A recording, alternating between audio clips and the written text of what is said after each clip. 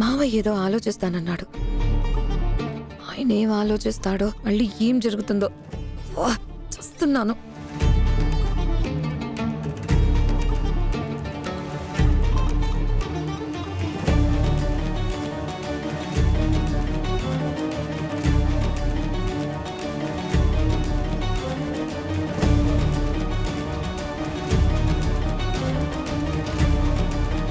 ఆలోచించారా?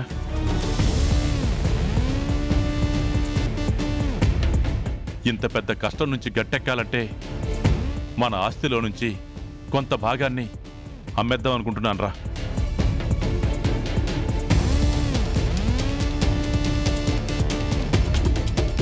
ఏంటి హర్ష, ఉన్న ఆస్తిలోంచి అమ్మేస్తాను అంటున్నావు?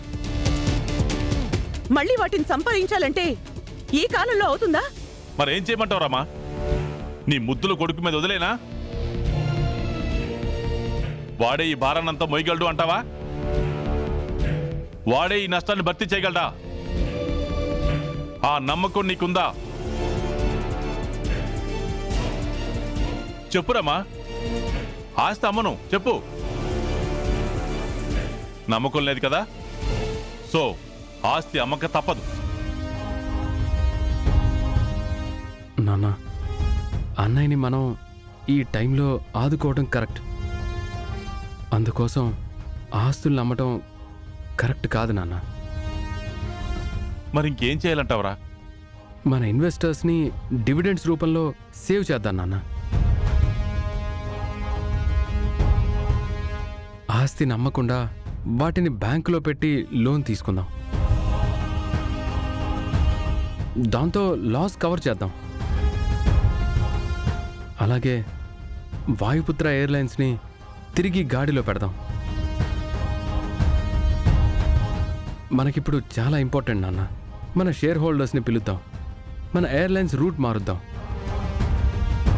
మన ఫ్లైట్స్ అన్నిటినీ థాయిలాండ్, జపాన్, శ్రీలంక అలా ఇంకో వైపుకు షిఫ్ట్ చేద్దాం. మళ్ళీ మన వాయుపుత్ర పుంజుకుంటుందన్న.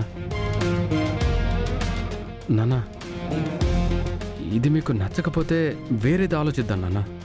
లేదురా, ఈ ఐడియా చాలా బాగుంది. ఇలాగే చేద్దాం. లోన్కే వెళ్దాం.